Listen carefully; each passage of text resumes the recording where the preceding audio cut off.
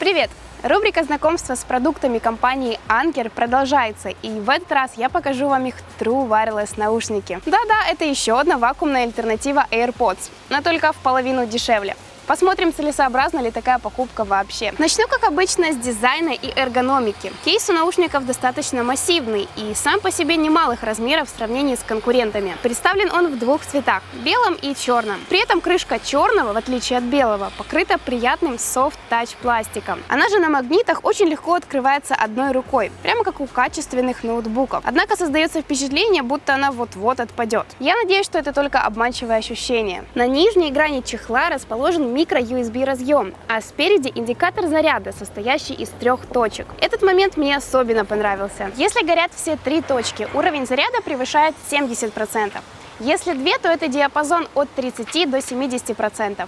Если одна, то от 5 до 30. И, наконец, если одна точка не горит, а мигает, то заряд на очень низком уровне. У наушников индикатор состояния тоже есть, но он не так актуален, так как подобную информацию мы сможем увидеть на сопряженном устройстве. Кстати говоря, раз уже затронула автономность, скажу сразу и о ней. Это плюс данной модели. Наушники работают до 5 часов. В среднем это 4,5 часа. А чехол на 500 мАч способен зарядить их еще 3 раза. То есть добавить 15 часов автономной работы. В общем, получается 20 часов, и это крутой показатель, очень. Но обратите внимание, когда вы заряжаете кейс с наушниками внутри, питается только он сам. Наушники же пополняются только от него уже после этого. По времени футляр заряжается где-то 2 часа. Двигаемся дальше.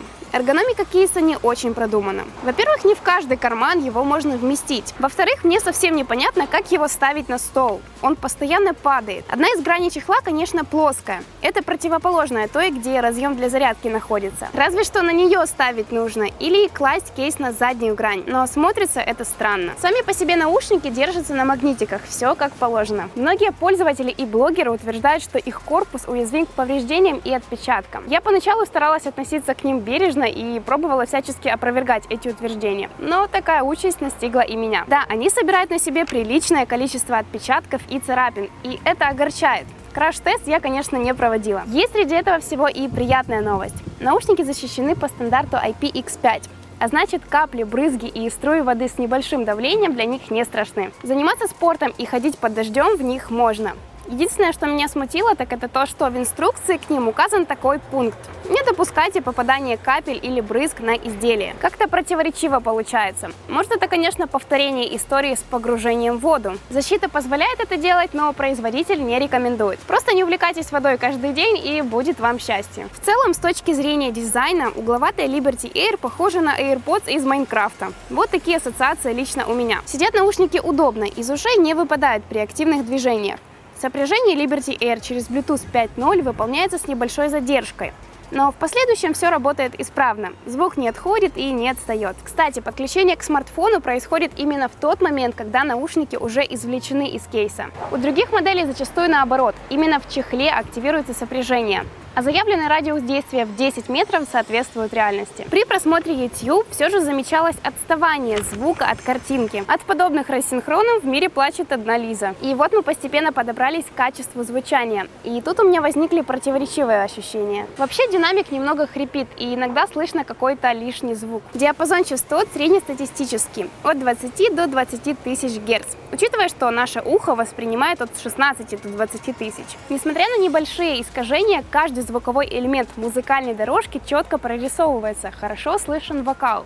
А вот басов хотелось бы побольше. Показатель сопротивления, который равен 16 Ом, делает эти наушники достаточно громкими, прям очень. К сожалению, поддержка кодека aptX обошла эти Soundcore стороной. Доступен только SBC. Исходя из всего вышеупомянутого, могу сказать, что прослушивая на Liberty Air фолк, инди или альтернативную музыку, вы можете получить реальное наслаждение. А в качестве гарнитуры они хороши. И динамик, и микрофон работают на должном уровне. Задержка по звуку еле заметна. И в разговорах с сквозь динамики вы получаете стереозвук. Собеседник вас слышит хорошо, как для беспроводных наушников, да и вы не страдаете от недостатка громкости, по сути. Микрофон находится в правом модуле. Он постоянно активен, и если вам для разговора не нужен левый, то его можно спрятать в кейс, и правый продолжит работу. Но если положить в кейс правый, то левый также перестанет работать. Из минусов выделю отсутствие шумоподавления. Возможности управления классные. Я не буду вас загружать всем количеством комбинаций, а просто поведаю об основных принципах.